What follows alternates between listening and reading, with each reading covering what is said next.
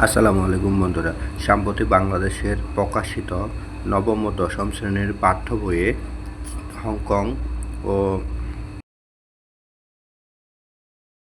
তাইওয়ানকে স্বাধীন রাষ্ট্র হিসেবে প্রকাশ করেছে নবম ও দশম শ্রেণীর বইয়ে, যা নিয়ে চীনের তীব্র আপত্তির মুখে বাংলাদেশ।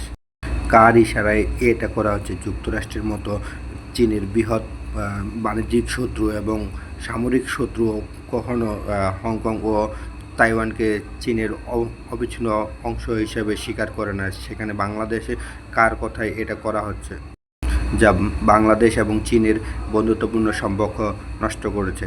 2004 সালে চীন আর 2024 সালে চীন একই না, যা বর্তমান চীন বিশ্বের একটা সুপার পাওয়ার এবং বাংলাদেশের একজন বৃহত্তর বন্ধু, যা কি ভারতের প্রেসক্রিপশনে ফ্যাসিবাদী হাসিনার দোসরেরা চীন এবং বাংলাদেশের সম্পর্ক নষ্ট করতে যাচ্ছে।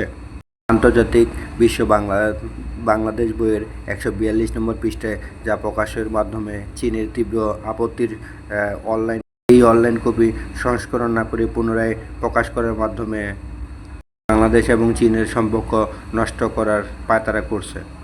ভারত, যুক্তরাষ্ট্র, আমেরিকার মতো চীনের পরম শত্রুগুলোও যারা স্বীকার করে যে হংকং ও তাইওয়ান হচ্ছে অবিচ্ছিন্ন চীনের অংশ।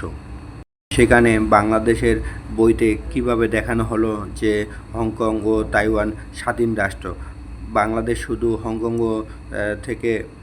ও তাইওয়ানের থেকে প্রতি বছর জার্মানি, ইটালি, ফ্রান্স, নেদারল্যান্ড সহ বিশ্বের বিভিন্ন দেশে যে পণ্য রপ্তানি করে তার তুলনায় হংকং ও তাইওয়ানে সামান্য পরিমাণে।